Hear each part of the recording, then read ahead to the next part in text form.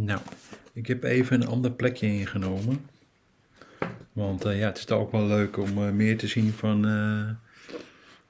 mijn zolderkamer waar ik verblijf. Zo nu en dan.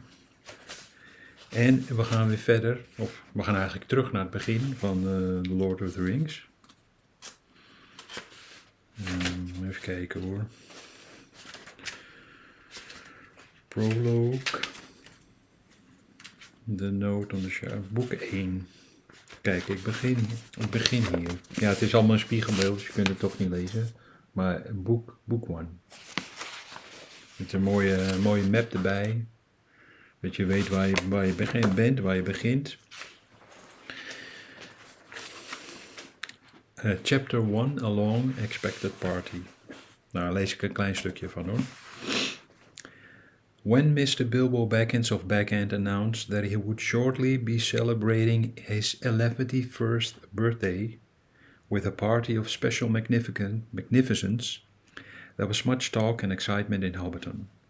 Bilbo was very rich and very peculiar, and had been the wonder of the Shire for 60 years, ever since his remarkable disappearance and unexpected return. The riches he had brought back from his travel had now become a local legend. And it was popularly believed, whatever the old folk might say, that the hill at Backhand was full of tunnels stuffed with treasure.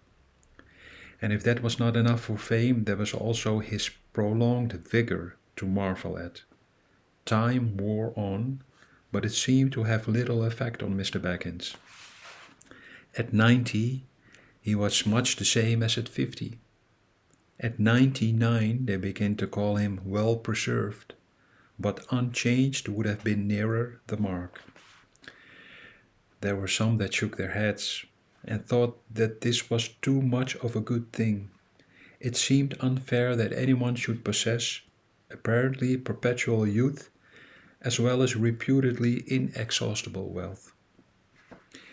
It will have to be paid for, they said. It isn't natural, and trouble will come of it. But so far trouble had not come, and as Mr. Baggins was generous with his money, most people were willing to forgive him his oddities and his good fortune. He remained on visiting terms with his relatives, except of course the Sackville Bagginses, and he had many devoted admirers among the hobbits of poor and unimportant families. But he had no close friends until some of his younger cousins began to grow up. The eldest of these, and Bilbo's favorite, was young Frodo Baggins. When Bilbo was 99, he adopted Frodo as his heir and brought him to live at Backhand, and the hopes of the Sackville Bagginses were finally dashed. Bilbo and Frodo happened to have the same birthday, September the 22nd. You had better come and live here, Frodo, my lad, said Bilbo one day, and then we can celebrate our birthday parties comfortably together. At that time, Frodo was still in his tweens, as the hobbits called the irresponsible 20s, between childhood and coming of age at 33. Coming of age at 33, ja, dat is een mooie. Misschien ook wel waar in het echte leven. Dat was hem voor nu. Ik hoop nog meer te delen in de toekomst, maar dat komt later wel.